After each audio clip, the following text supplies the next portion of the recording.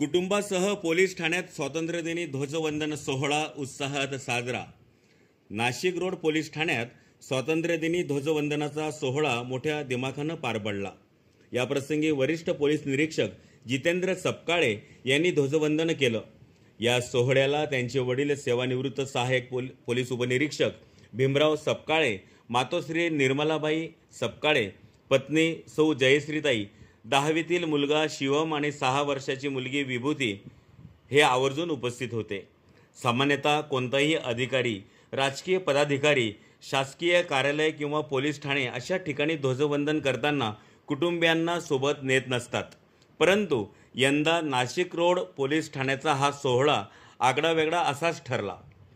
कुटुंबियांनी थेट उपस्थित राहून जितेंद्र सपकाळे यांच्या कारकिर्दीतील या अभिमानास्पद क्षणाचं साक्षीदार होण्याचा आनंद सगळ्यांनीच लुटला। कोणतीही औपचारिक भूमिका न बजावता मात्र आपला मुलगा वरिष्ठ पोलीस निरीक्षक या पदावर असताना स्वातंत्र्यदिनी ध्वजवंदन करताना तो आनंददायक क्षण डोळ्यात साठवण्यासाठी सारखाच आहे। याची देही याचा डोळा असा हा अविस्मरणीय क्षण त्यांनी आपल्या अंतर्मनात कायमचा जपून ठेवला आहे। त्यांच्या कुटुंबाला हा क्षण अतिशय आनंदाचा ठरला। जीवनात कधीच विसरणार नाही असाच हा सोहळा होता। ध्वजवंदनानंतर देशभक्तीपर गीतांच्या गजरात पोलीस कर्मचाऱ्यांनी राष्ट्रध्वजाला सलामी दिली। परिसरात देशभक्तीचे भारावलेले वातावरण आणि ऊर्जा मोठ्या प्रमाणात दिसून आली।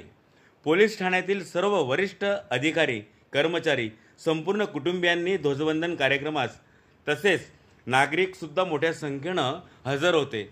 हा सोहळा कायम स्मरणात राहील यात शंकाच नाही। खानदेश लाईव्ह करिता संतोष शेलोडेसह मी तुषार वाघुर्दे।